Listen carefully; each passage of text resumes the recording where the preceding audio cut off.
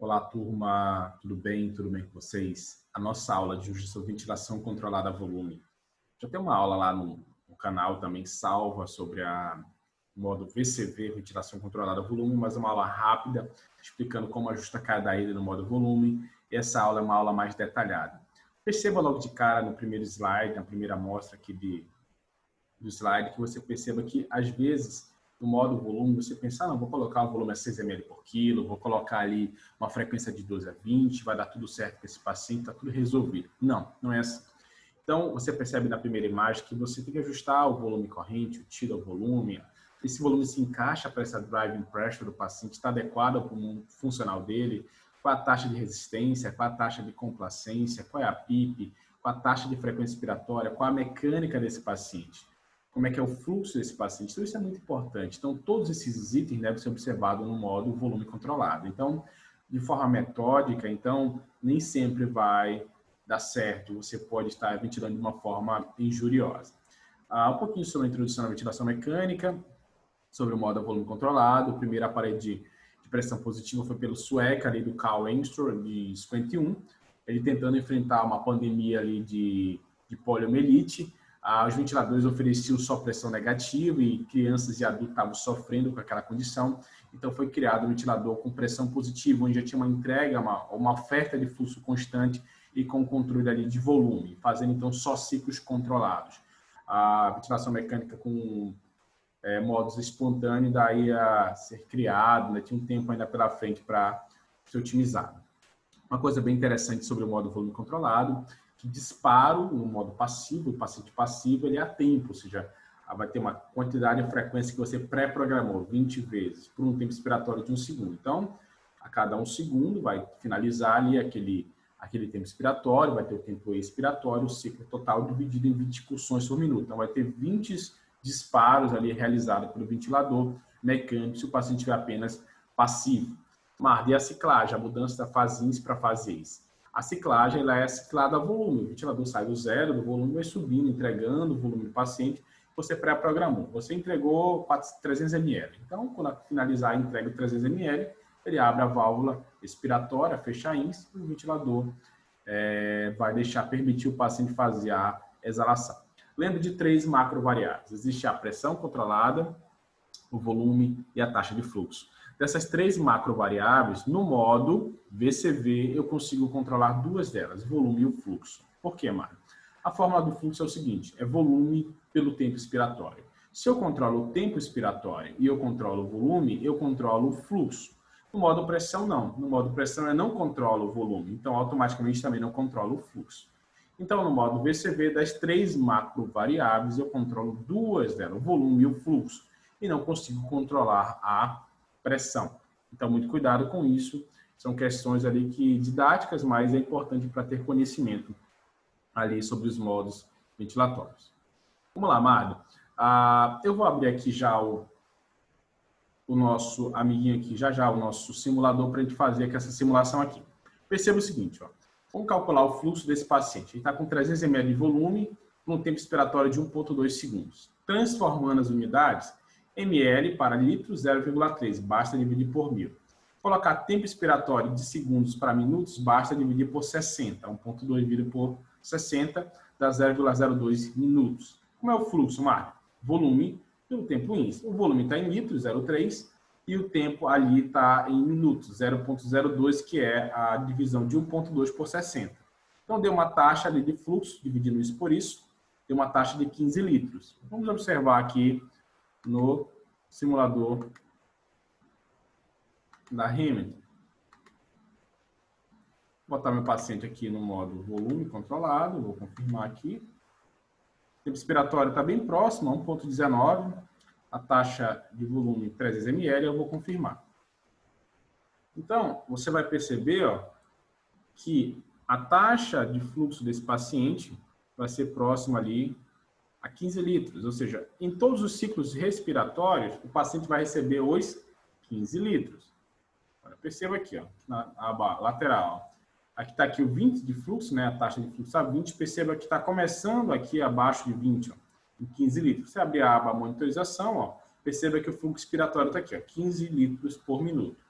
Então, correto o nosso cálculo encontrar qual é o fluxo desse paciente. Perceba que esse fluxo é constante, ou seja, em todo o tempo inspiratório, ele se mantém os 15 litros. Esse tipo de curva é chamado de curva quadrada. Então, Madre, existe forma de entrega desse fluxo? Com certeza. Esse ventilador permite várias formas. Sinusoide permite a forma descendente e a forma quadrada. Eu vou abrir aqui a forma descendente. Então, ó, na forma descendente, o ventilador entrega logo os 15 litros, ele entrega a taxa de fluxo ali um pouquinho mais alta. Então, só observar que o tempo expiratório está adequado, está certinho, o volume 300 ml. Então, perceba que ele entrega uma taxa de fluxo mais alta para aquele paciente, os 15 litros, logo inicial, e depois, ó, o fluxo ele começa a decair, ó, 15, 14, 13, 12, 11, vai caindo até chegar no processo de ciclagem, onde há início da fase expiratória. Então, a diferença é, então, eu posso entregar aqueles mesmos 15 litros de forma diferente. Eu posso entregar uma curva quadrada e posso entregar uma curva descendente. Mas a diferença entre eles, sim, gente. Perceba o seguinte, que na curva quadrada, você entrega os 15 litros em todo o tempo expiratório. Com isso, o ventilador vai gastar um pouquinho mais de pressão. A curva da pressão é ascendente. No modo curva descendente, perceba que a taxa de fluxo entrega os 15 litros, mas depois esse fluxo começa a cair ao longo do tempo expiratório. Isso pode ser benéfico ou maléfico, dependendo das constantes de tempo do pulmão. Lembre disso da aula de pneuma, que nós falamos que o ápice, o terço médio e a base, eles enchem de forma diferente. O tempo expiratório está em torno de 1,2. Porém, o ápice pode encher mais rápido e a base demorar um pouquinho mais para encher. Às vezes, a taxa de fluxo de 15 litros pode não ser entregue até o final, até o final da parte inferior do paciente. Vamos dizer que a parte inferior, o paciente vem encher ali próximo ali de 0,8 segundos. Quando está em 0,8 segundos, a taxa de fluxo é em torno de 13 litros ali, mais ou menos, 12 litros. Então, pode ser que tenha um tempo de enchimento diferente. Porém, se o paciente tiver, olha que interessante, tiver na curva quadrada, independente do tempo expiratório, do momento do tempo expiratório, melhor dizendo, se tiver no tempo 0,1, 0,2 até 1,2 segundos, ele vai estar entregando os 15 litros. Então, ele chama esse sistema de alta pressurização. E esse sistema aqui decrescente de fluxo de baixa pressurização. Então, isso é importante, o conhecimento dessa situação aí. Então, vamos lá, gente, voltar aqui. Então, sinusoide, existe a forma de entrega sinusoide, a forma ascendente, que não tem nesse ventilador, a descendente quadrada e a quadrada. Beleza? Então, mais conhecida a quadrada e a descendente são as mais comuns e mais utilizadas. Muito cuidado, porque tem certo ventilador que você entrega a quadrada, outro ventilador só entrega a descendente, o ventilador consegue entregar as duas formas. De preferência, usar a quadrada, por quê? A quadrada é melhor se você quiser calcular ali a mecânica respiratória do seu paciente. Então, isso é bem importante, sim. Marda, outra condição. Na forma quadrada é melhor para calcular, então, ali também a resistência de vias aéreas do seu paciente. Deixa eu dar continuidade aqui. A diferença, né? Então, perceba o seguinte, ó. É a mesma taxa de fluxo, ó. Então, vamos dizer que tem 15 litros aqui. Então, entrega os 15 na forma descendente, alcança os 15 logo rápido, e depois o fluxo vai caindo, mas é os mesmos 15 litros de pico de fluxo índice. E na forma quadrada, entrega os 15 litros e se mantém os 15 litros em todo o tempo expiratório. Com isso, perceba que quem gasta mais pressão? A quadrada. Perceba que ela tem um aumento ali de pressão resistiva, né, para entregar mais ali, para entregar em todo o tempo expiratório os 15 litros, e vai gastar um pouco mais pressão do que a forma descendente, apesar do mesmo volume. Beleza? Então, esse conhecimento ela é importante. Vamos lá. Aqui a gente falou, né? Sistema de alta pressurização e de baixa pressurização. Na quadrada, ele entrega em todo o tempo expiratório os 15 litros. E na descendente, ele tem um pico de fluxo de 15 litros e depois o fluxo vai caindo. Bom? E aqui o desenho, ó, da forma quadrada, da forma descendente. Para quem não entendeu, chama a quadrada pela porção expiratória da curva, tá? Por isso que aqui é quadrado e aqui é descendente, tá bom? Mas as indicações no modo volume controlado são as mesmas, tá? A gente dá do suporte ventilatório invasivo. Parada cardiorrespiratória, apneia grave, respiratória tipo 1 e tipo 2, intervenção cirúrgicas, redução do trabalho respiratório, situações neurológicas graves. Já abro um parênteses aqui falando que no modo VCV é mais interessante para situações neurológicas graves, já mostro o porquê. Rebaixamento de consciência, redução do consumo de oxigênio e algumas complicações respiratórias, tá? O modo VCV tem uma coisa interessante, ele é bem interessante para o paciente passivo, tá, gente? O paciente que está totalmente entregue na ventilação mecânica, uma aceleração full, um RAIS menos 5, um paciente que aceita a taxa de fluxo ofertada pelo operador. O paciente já está ativo, assistindo a ventilação mecânica com alguma assincronia de fluxo, com fluxo mais variável, o modo PCV se adequa mais, porque ele tem um fluxo mais variável, um volume mais variável, então o paciente pode estar mais sincrônico nesse modo. Superioridade e partes negativas. Vou abrir aqui o simulador de novo, a gente vai fortalecer algumas ideias aqui do modo volume. Vou comentar aqui a frequência respiratória do meu paciente.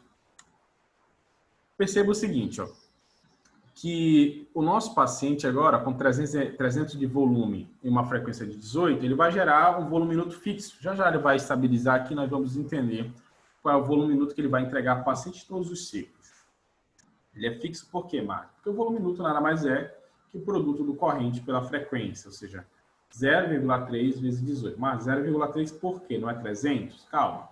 Isso aqui está em ml, gente. E o cálculo está em litros. Então, para transformar para litros, basta dividir por 1.000. 300 por 1.000, 0,3. 0,3 vezes 18, 5,4. Então, está aqui o volume minuto fixo de 5,4. Mário, para que serve o volume minuto? O volume minuto nada mais é que controla o gás carbônico na maioria dos pulmões, com exceção dos pacientes muito obstrutivos. O que acontece nessa situação?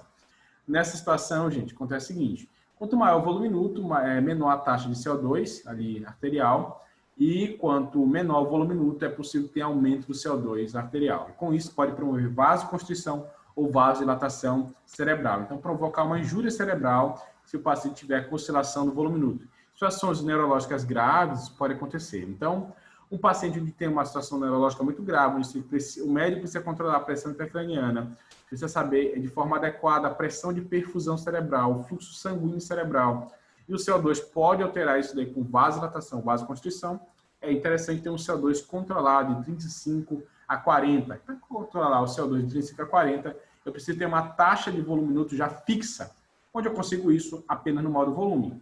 Se eu botar o paciente no modo pressão controlada, perceba o que vai acontecer. Vou dizer, eu coloquei uma pressão aqui de 7, uma frequência de 18. Vamos observar aqui o volume e o volume minuto do paciente. Vai demorar um tempinho para encaixar aqui o volume corrente e a frequência e o volume minuto. Vai estabilizar aqui alguns instantes. Vamos lá, está estabilizando. O volume acho que ainda vai subir um pouquinho mais. E o volume minuto vai estabilizar. Vamos lá, você botou o paciente no modo PCV, botou 7 de pressão, 18 de frequência, gerou um volume de quase 360 ml, o volume está 6,6. Coletou gasometria, lá o CO2 está estável, 38. O CO2 está muito bom para o volume de 6,6. Você virou as costas, o paciente foi lá e gerou secreção na via aérea artificial, aumentou a resistência, aconteceu, o paciente vai lá, ó. Acontece, o volume caiu, ó, o volume começou a cair, o volume começou a cair, e quando observa o CO2 está 50. O que aconteceu? O CO2 promovendo vasodilatação, piorando o fluxo sanguíneo cerebral, piorando a pressão de perfusão, então, seria de forma negativa ao paciente. Ah, Mara, mas eu vou lá e vou aspirar a via aérea do paciente. Mas até você chegar nessa situação, o paciente teve oscilação do CO2, né? Então, não parece ser uma situação interessante. Uma outra condição também que o modo PCV parece não ter uma superioridade em relação ao VCV é numa condição de broncoespasmo. Vamos dizer que o paciente tem broncoespasmo, aí tem uma resistência de vias aéreas de torno de 22, uma resistência mais alta. Olha o que vai acontecer. O volume corrente daquele paciente vai começar a cair, ó. O volume começou a cair, o que vai acontecer? O minuto vai cair também, o paciente vai reter CO2. Vou baixar aqui um pouco a frequência para facilitar a observação. Olha o que vai acontecer. Então, para melhorar esse volume corrente está caindo, ó, você vai fazer o quê? Você vai aumentar a pressão controlada. Você aumentou a pressão controlada para tentar ajustar. O alarme já está abaixo de 4, né, já começou a alarmar. eu aumentei a pressão para tentar jogar o volume para cima. E o volume está subindo, aumentei a pressão para vencer esse componente resistivo aqui. Ó. Vamos lá, o volume vai chegar próximo ao volume ideal que estava em torno de 360 ml, foi o que a gente colocou ali para aquele paciente. Então, o volume está subindo, ele vai estabilizar. Opa, vamos ultrapassar, vou baixar aqui a volta da pressão. Vai cair um pouquinho agora, perfeito. Perfeito. Em torno de 370 ml, um volume gerado para esse paciente, uma pressão de 11. Eu aumentei de 7 para 11 ali a pressão do paciente, o volume ficou próximo ali do volume já esperado pelo paciente. Mas o paciente está com uma resistência de vias aéreas aqui, ó, no pulmãozinho de 22. Aí o médico foi lá e fez medicações, corticóide, bronquidilatador, fez o que achava necessário para retirar o paciente do broncoespasmo. E retirou o paciente do broncoespasmo. O que aconteceu agora?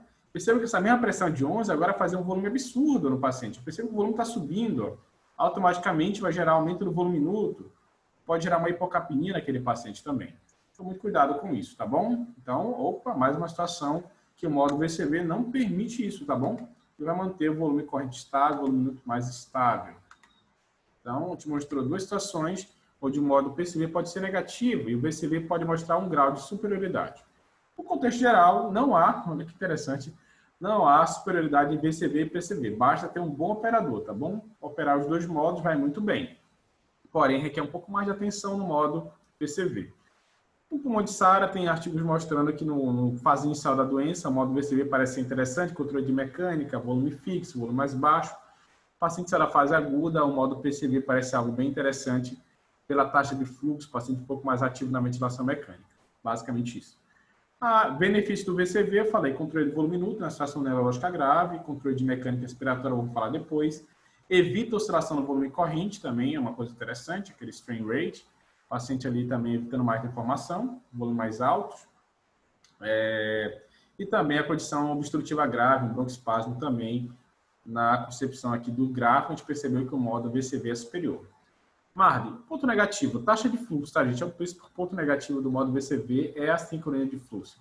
Se o paciente já está começando a ficar ativo na ventilação mecânica e a taxa de fluxo entregue por você, operador, ao paciente pode ser 30 litros e ele quer 40 litros, se você não tiver expertise para observar isso daí, o paciente vai começar a fazer a sincronia de fluxo e o paciente pode perder ali a adequação do modo volume e, por vezes, você precisa colocar ele até no modo pressão controlada para achar ali a taxa de fluxo dele. Outra condição também que pode ser um ponto negativo do modo VCV é o controle pressório, ou seja, a pressão de platô ali oscilando, a driving pressure oscilando, então, muito cuidado. Então, botou o paciente VCV, controle de mecânica respiratória também. Mário, o que eu devo observar no limite da ventilação mecânica? Pressão de pico, pressão de platô e a driving pressure. Vamos mostrar isso aqui no modo volume, vamos observar esse limite de ventilação mecânica, observar aqui o nosso paciente.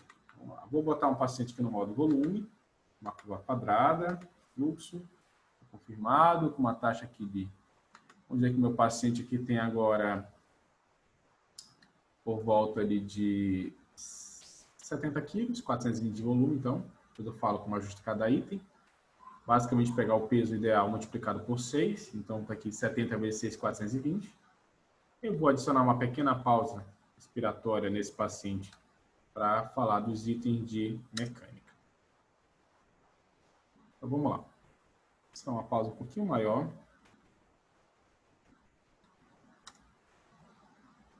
Então, vamos lá, Marley.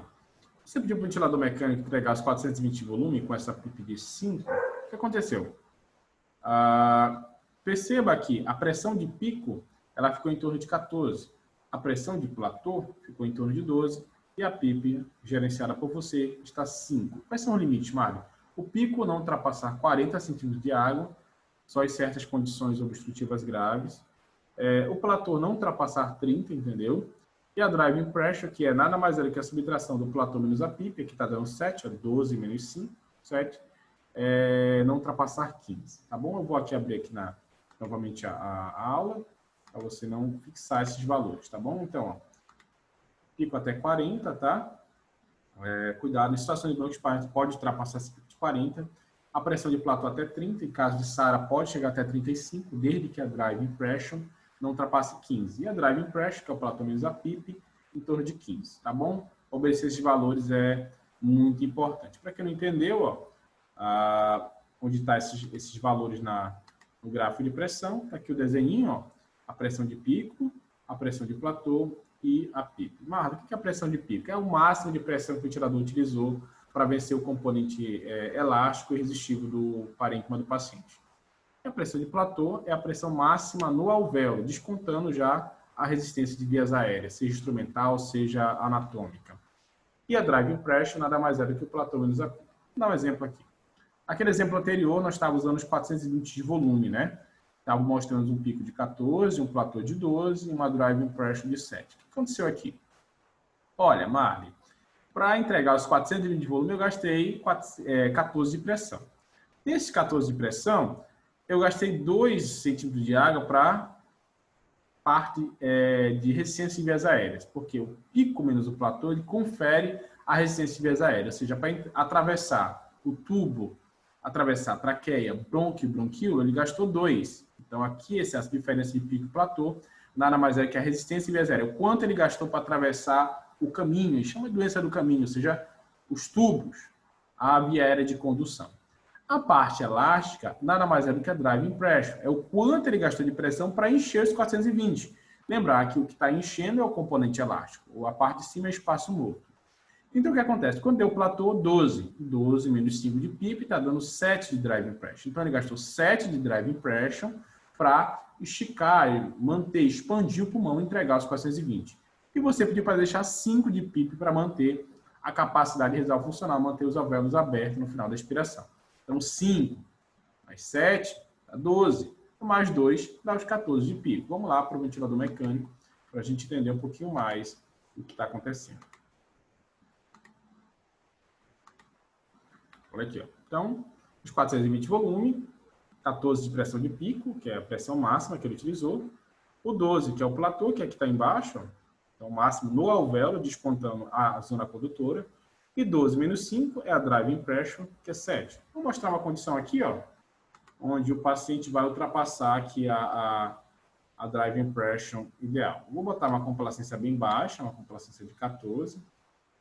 Olha o que vai acontecer. O paciente agora está com uma...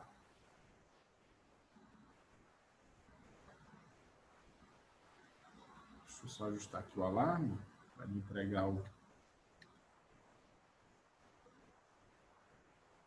Vamos lá. Então, o que está acontecendo? Agora, meu paciente está com um pulmão bem rígido, muito duro, pouco complacente. Você entregou os 420 de volume agora para ele. Perceba que o pico ainda está bom, ó, 37, menor que 40. O platô já está muito alto, ó, acima de 30, 35. E a driving pressure está dando 30. É um valor muito absurdo. Então, está fora da ventilação mecânica protetora. O que está acontecendo aqui, Marlon? O paciente tem uma complacência muito baixa, 14. Então, uma complacência muito baixa. Esse volume precisaria ser readequado, que nós vamos falar depois. Tá bom? Só ajustar aqui ele. Vai ajustar depois a mecânica desse paciente. Então, vamos lá. Vamos voltar aqui para a aula. Nós vamos dar continuidade no modo volume. Beleza, Marcos. Entendi que o pico, então, a pressão máxima, o platô, a pressão máxima, a partir dos alvéolos, não contando bronquíolo, brônquio, traqueia e tubo, basicamente zona condutora, e a driving pressure, a subtração do platô menos a pipa. Tudo correto? Tudo correto. Então, esses valores que eu falei, 40, 30, 15, devem ser mantidos, evitar ser ultrapassados só em situações especiais. Alguns cálculos de mecânica. A gente observa isso aqui, ó. Mari, como é que o ventilador calculou aquela resistência de vias aéreas que estava aparecendo no monitor lá do ventilador? Ele pegou o seguinte, ele pegou o pico, a pressão de pico, pegou o platô e viu pela taxa de fluxo. Vou dar um exemplo aqui, ó. O normal, uma resistência de vias aéreas mais baixa, de 4 a 8. Paciente tubado, tá, gente? Paciente tubado, uma resistência normal adulto, 4 a 8 centímetros de água. Observe isso. Se tem um volume de 400 ml, o volume corrente em litros é 0,4. Se eu tenho um tempo expiratório de 1,2 segundos, em minutos é 0,02. Qual é o fluxo? Volume pelo tempo. Então, dá uma taxa de fluxo de 20 litros. O ventilador está aparecendo uma resistência lá mais alta, acima de 30. O que está acontecendo lá? Como é que ele encontrou isso? Vamos dizer que o pico está dando 30 e o platô está dando 18. Então, como é que eu faço o cálculo, Marco? Pico menos platô pela taxa de fluxo. Quanto é o pico? 30. E o platô? 18. Está dando quanto então em cima? 12. Marco, e o fluxo? O fluxo tem que estar em litros por segundo, tá, gente? Como está dando aqui está em 20 litros por minuto, você tem que reajustar minutos por segundo. Aí a gente fez uma nova divisão, entendeu? Para ver para segundo, dividiu ali por 60 de novo. Então ficou como? Ali ficou em 0,33, que é o fluxo em litros por segundo. Aí 12 dividido por 0,33 deu uma resistência de 36 centímetros de água, uma resistência muito alta. Então, muito cuidado. Paciente que você observa que tem uma distância muito grande do pico para o platô, esse paciente tem alta resistência de vias aéreas, tá? Uma resistência normal de 4 a 8. Essa resistência aqui está mais do que quadruplicada, tá bom? Então, é importante observar o cálculo de resistência de vias aéreas. Basta dividir o pico pelo platô, subtrair o pico pelo platô, dividir pelo fluxo em litros por segundo. Marco, você fazer isso? Não, a maioria de ventiladores ele já calcula automaticamente, ele entrega esses valores, tá bom? Vamos lá. Complacência, Marco. Complacência ideal de 50 a 80 ml. Nesse caso aqui. Qual o cálculo de complacência? Basta você pegar o volume e dividir pela pressão de distensão, que é a driving pressure. A driving pressure nada mais é do que o platô menos a pico. Se tem um volume de 400 ml, eu tenho um pico de... coloquei um pico de 22, um platô de 20, e a PIP estaria 10, tá, gente? Aqui tem um pequeno erro no material, coloque 10. Então, o que acontece? Quanto é a driving pressure? O platô menos a PIP. 20 menos 10, dá 10 de driving pressure. Se eu tenho volume de 400, para achar a complacência, basta dividir 400 por 10. Deu quanto? 40 ml. Está baixa? Está um pouco baixo. O ideal seria de 50 a 80 ml. Então, o paciente tem uma complacência mais reduzida. Aquele paciente último que nós fizemos lá no simulador estava com 14 de complacência, pulmão bem mais rígido, pulmão mais restritivo. Tá bom? É importante observar os cálculos de resistência e os cálculos de complacência. A maioria das vezes o ventilador já entrega esse calculado para você, tá bom? Mas caso ele não entregue, você tem que saber anotar essas fórmulas aí para calcular. Vamos lá, Mari, como é que eu ajusto cada item? Agora sim, tá, gente? Vamos lá, vou mostrar aqui a aba do ventilador mecânico, o que ele pede para você ajustar de forma rápida e o que ele quer que você realmente entregue ali para ele. Vamos lá. Então, observe aqui, ó. Percebe que nessa aba inicial ele te dá 4 itens logo rápido. Frequência, volume corrente, PIP e FO2. E nos controles aqui mais adicionais, ele vai te pedir o tempo expiratório ou relação ISIES. Ele te pede porcentagem de pausa, caso queira calcular continuamente o platô, o disparo e a forma que você quer entregar a taxa de fluxo. Você quer entregar de forma quadrada ou de forma descendente. Vamos lá, vamos ajustar cada item. Mário, o primeiro item é o volume corrente. Como é que eu faço o volume? A primeira coisa, precisa saber o peso do paciente. Vamos dizer que é um paciente de sexo masculino, ó, que tem 1,74 m. O paciente com 1,74 m de altura, o peso ideal dele é 70 kg. Mário, como é que o ventilador descobriu isso? Vamos lá na nossa aula, ó, um pequeno cálculo, ó, você ajusta o volume, encontra o volume ideal pela altura.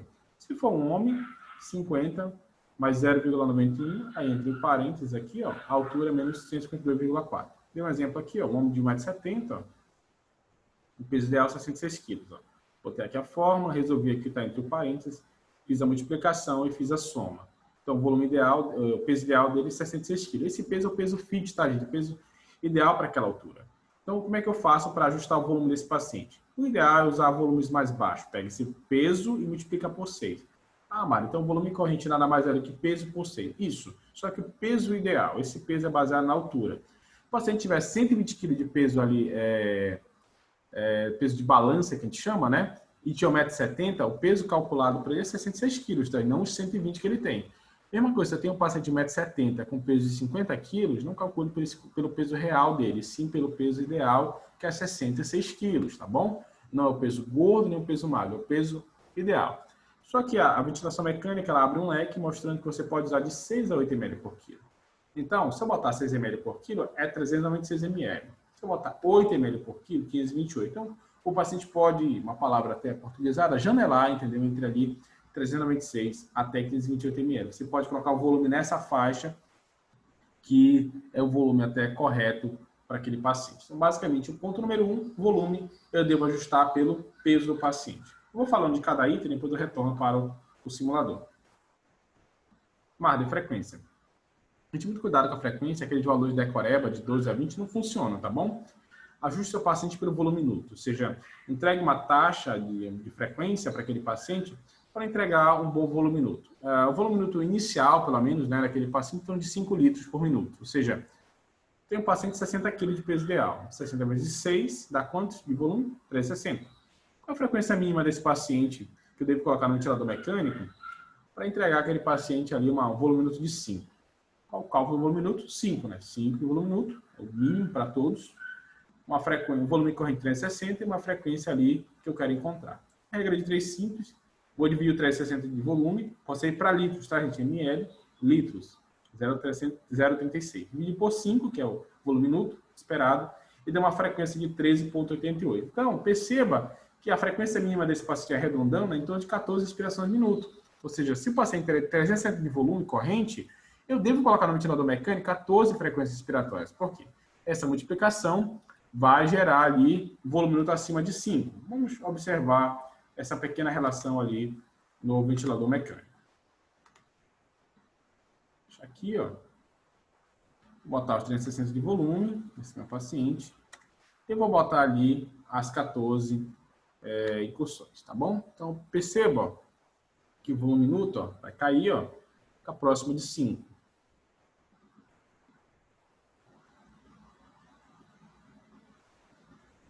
Então, você encontrou a frequência mínima para esse paciente, uma frequência que gera o volume minuto acima de 5, tá bom? De 5 a 6 está de forma correta. Vai dar ali 5,2, tudo certinho, esse paciente.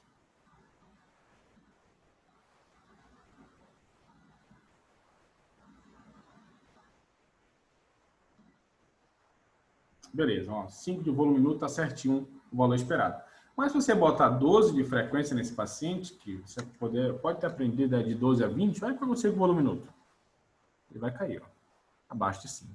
Ah, Mário, como é que eu faço então? É simples, gente. Aumente a frequência e olha o volume minuto. Se ultrapassou o volume minuto alvo inicial de 5 a 6, você baixa a frequência.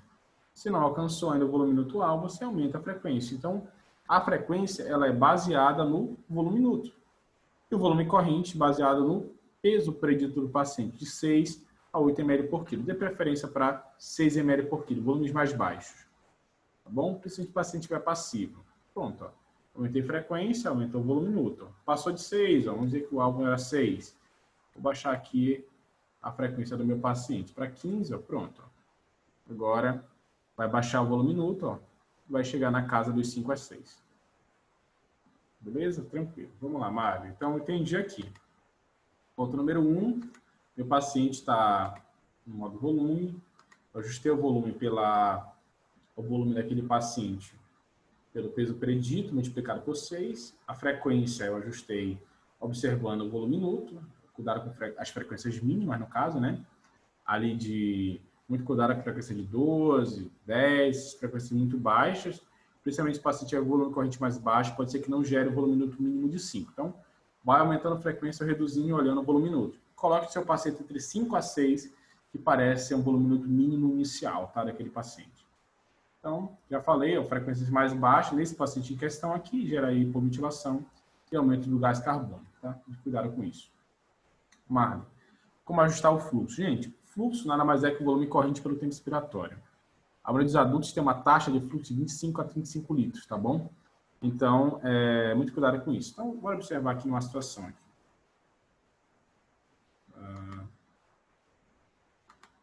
Deixa eu entender aqui o que está acontecendo. Vou botar um paciente agora com 420 de volume. Frequência de 14. No tempo expiratório, mais ou menos 1,2. E vai se reajustar aqui, ó. Perceba que a taxa de fluxo vai se ajustar aqui no cálculo. Nós vamos observar aqui quanto a gente está entregando para esse paciente, tá bom? Observar qual é a taxa de fluxo entregue para esse paciente aqui agora. torno ali de 26 litros, tá? Então, eu falei que o fluxo mínimo ali é de 25 a 35 litros. Então, para 420 de volume e o tempo expiratório ali de mais ou menos 1,2, eu estou entregando próximo a 25 litros para esse paciente, tá bom? Marli, e se eu quero aumentar essa taxa de fluxo, o que eu faço? Lembre que fluxo é volume pelo tempo expiratório. Se você aumenta volume, você aumenta fluxo. Perceba, se aumentar volume, ó,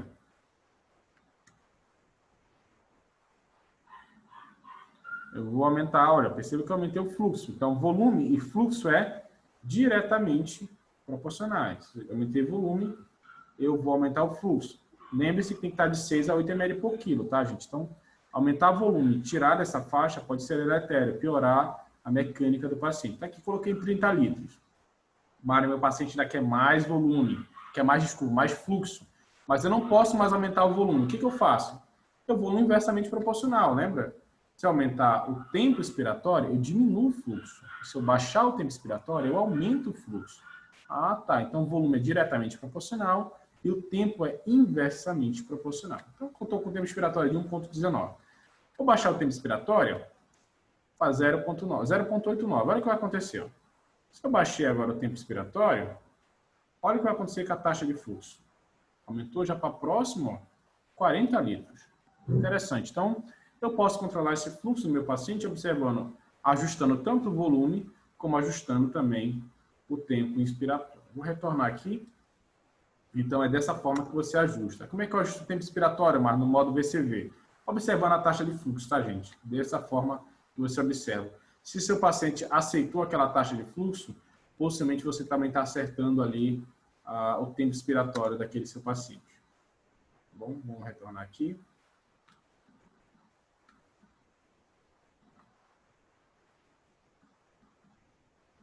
Então, beleza. Como é que eu ajusto o fluxo? O paciente geralmente tem uma demanda, quando o paciente não tem alteração de demanda, tá, gente? Tem paciente que tem demandas mais altas, paciente em quadros sépticos, de acidose metabólica, tem demanda de 100 litros às vezes.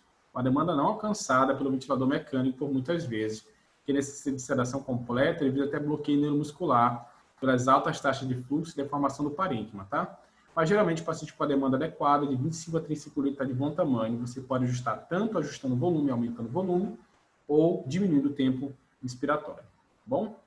Marli, fração inspirada de oxigênio a gente já falou, né? Muito fácil, basta ver a saturação, tá? Colocou o paciente lá, saturou 92, 96, está de bom tamanho. Observe FiO2, tá? 40%. O paciente está saturando acima de 96, baixa FiO2. O paciente está saturando menor que 92, aumenta FiO2. Lembrando que sempre o oxigênio em excesso é deletério, aumenta a mortalidade, está realmente careca de saber dessa condição, tá bom? Marli, vamos lá, vamos ajustar a PIP. Agora, existem vários métodos, tá, de ajuste de PIP. Vou mostrar aqui um deles, tá bom? Existem métodos utilizando ali a tabela de FO2, existem métodos observando a relação de oxigenação, existem métodos olhando a mecânica respiratória. Eu, geralmente, aceito os métodos mais modernos, onde mostra a PIP como a relação de oxigenação. Vamos dizer aqui que nós temos um paciente agora com a mecânica respiratória um pouco mais reduzida, mais complicada. Vamos dizer que eu tenho um paciente ali com uma pneumonia, uma olite SARA ali, uma SARA ainda leve, mas está com uma mecânica respiratória ali com uma complacência de 30. Vou tirar um pouco a resistência dele. Passivo. Vamos observar. Esse meu paciente, ó, perceba, vamos dizer que ele tem 80 quilos, tá? Vou botar aqui 480 de volume corrente no meu paciente, só para forçar aqui o valor de mecânica respiratória. Vamos lá. Observando esse paciente, ó, 480 de volume. Então, paciente com 80 quilos, peso ideal, tá, gente? Paciente bem alto, o volume não está certinho. E observe, esse paciente, para saturar 92, ele está com um FO2, vamos dizer, de 60%. Um FO2 já moderado, um FO2 já caminhando para um FO2 muito alto. Na mecânica respiratória, ele está bem, ó, pico até bom, menor que 40. O platô está menor que 30, 21. Mas quando você calcula drive impression, tem alguma coisa errada. Ó, 21 menos 5 dá 16. O paciente está acima do valor esperado. Como é que eu faço, então, Marta? É o seguinte, você pode observar como se comporta a PIP. Você que está com uma PIP inicial de 5, como é que eu sei que eu devo aumentar ou não devo aumentar, Marta? Então, faça o seguinte. Se você aumentar a PIP, olha o que acontece. Aumentei a PIP agora, Marta, para 8. Quando aumentei a PIP do meu paciente agora para 8, aconteceu isso aqui, ó. Houve um aumento de complacência. Eu vou recalcular a mecânica. Aumentei a PIP para 8.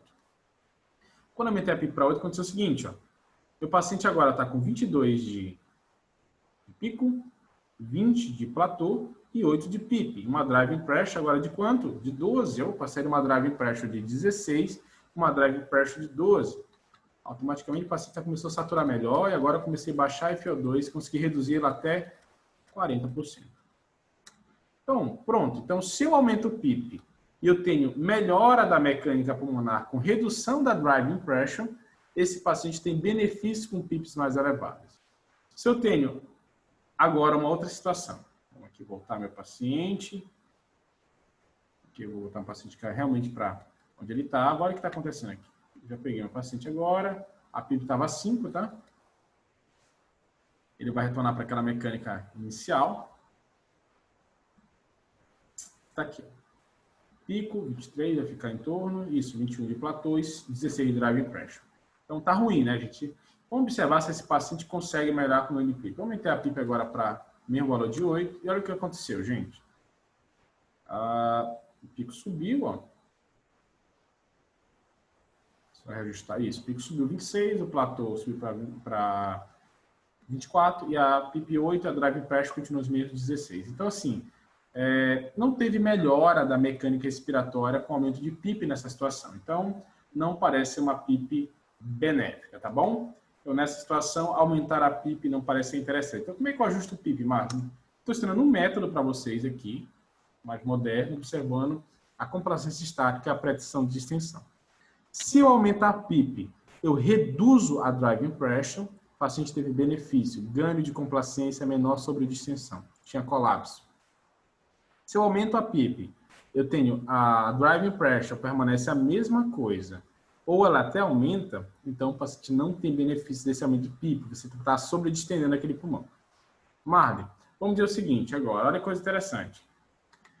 Vamos lá, eu aumentei PIP, meu paciente não melhorou, entendeu? Não está legal. Aumentei PIP, meu paciente não teve melhora, manteve a mesma driving pressure. Eu voltei para a PIP inicial, não aumentei ela. O paciente está com uma complacência baixa ali, 30 ml. A driving pressure está dando 16, 21 menos 5, 16. E está alta. Se a PIP não melhorou a driving pressure, o que eu devo fazer com esse paciente para colocar na ventilação protetora? Já que o único item que está alterado é a driving pressure. O que você vai fazer? Você vai baixar o volume corrente. Ó. Você baixar o volume corrente, ó, automaticamente, baixei 60 ml. O que aconteceu? Ó? O platô já vai dar uma reduzida, justamente com o pico, ó, automaticamente eu deixei meu paciente agora com uma driving pressure de 14, ó, consegui baixar 2 pontos da driving pressure, diminuindo também o volume. Então você pode baixar a driving pressure, ajustando a PIP se o paciente for respondedor, ou diminuindo o volume, no caso de pacientes ali também não respondedores, tá bom? Então essas são as duas condições de ajuste de PIP. Vamos lá no nosso material. Vou ajustar a PIP, né? Inicialmente o valor de 5, né? A gente começa com o valor de 5, que é o restaurar o equilíbrio. Lembrar que não é PIP fisiológica, tá, gente? É PIP profilática, tá? Esse valor fisiológico não existe. Uma PIP para reajustar o recuo elástico do pulmão em pacientes ali que estão recebendo ali algum tipo de sedativo, tá bom? O ajuste de PIP em pulmões críticos, nós falamos aí, eu gosto dessa abordagem do Scala, do 2019, onde ele fala até que não tem uma abordagem ideal, realmente não tem um método ideal para ajustar a PIP, mas qualquer método, a palavra do professor Ângelo é sempre bem interessante, qualquer método é melhor que nenhum método. Então, se você ajuda de alguma maneira, é interessante. Eu gosto dessa maneira pela driving pressure. Ele colocou um desenho aqui, ó, uma PIP de 10, aumentada, nesse paciente não conseguiu abrir o alvéolo do lado, com isso só teve aumento da pressão de platô e sobredistensão. Muito comum, cuidado com isso. Você aumenta a PIP, às vezes buscando ali uma melhora de oxigenação, uma melhora de mecânica respiratória, não consegue. Aquela PIP mais alta só está sobredistendendo o pulmão, comprimindo o capilar aqui. Então, como é que eu sei isso? Aumentei PIP, piorou driving pressure, você manteve, não é benefício. A opção número 2, uma PIP também muito baixa para tentar manter aquele paciente ali com uma PIP mais baixa, para tentar, no intuito de manter a drive pressure baixa, também não é interessante. Muito cuidado com isso. Lembrar que uma PIP também muito baixa, no paciente que precisa de PIP, pode gerar colapso dos dois alvéolos, no caso da nossa imagem. Também aumentar a pressão de platô e o paciente aí não conseguir ter uma troca adequada. E o ideal é, quando aumenta o PIP, eu tenho redução da driving pressure, aí sim eu consegui abrir alvéolos ali laterais, colaterais, e com isso distribuir melhor a ventilação desse paciente. Tá bom? Então, basicamente, dou a PIP, diminuiu o driving pressure, benefício. Manteve ou aumentou, aparentemente não tem benefício. Aqui tem um quadro mostrando isso daí. 2 pacientes com 6 ml por quilo, percebe que o paciente está com uma PIP inicial de 10, aqui foi aumentado para 15, ó. Nesse caso, perceba que a pressão de platô desse paciente, ó, subiu por volta ali de 35, ó, e com isso, esse paciente ali teve um aumento da driving pressure. Vamos dizer que está 35. 35 menos 15, ó, já está dando um valor ali mais alto da driving pressure. Então, esse paciente tem não recrutável, ou seja, eu aumentei PIP e, pelo contrário, a driving pressure subiu, não está legal. Em outra situação, o paciente que respondeu, aumentei a PIP para 15. Quando eu aumentei a PIP para 15, o que aconteceu? O platô caiu para 25. 25 menos 15 dá 10 de driving pressure. Então, o paciente ganhou complacência. Então, eu tenho mais benefício do que injúria. Na situação A, que eu falei aqui, eu tenho o oposto. Eu aumentei PIP, subiu o platô, subiu o driving pressure, não volte a PIP, que isso não está interessante. Baixa o volume. Isso sim seria o ideal para fazer para esse paciente. Como está o tempo expiratório, nós já falamos ali na imagem, a taxa de fluxo, tá bom? Ajuste o fluxo ali de 25 a 35 litros, que está de bom tamanho para aquele paciente. Sensibilidade é um bom dinossauro, tá? A gente está na beira do leite, tá bom? A sensibilidade dessa máquina aqui, vamos observar.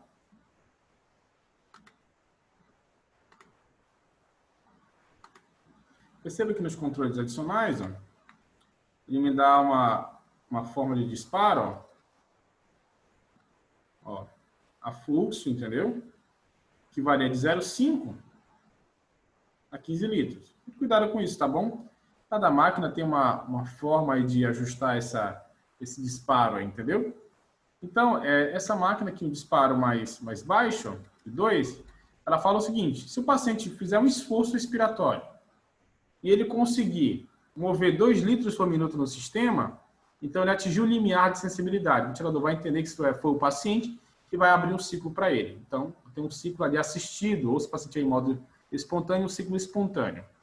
Você bota para o seu paciente ali com um limiar de sensibilidade de 5 litros, o paciente vai ter que fazer mais força, movimentar mais gás no sistema para alcançar os 5 litros. Alcançou os 5 litros, esse paciente ali, ele vai realmente precisar fazer mais força para conseguir disparar o ventilador. Então, muito cuidado com isso, tá bom?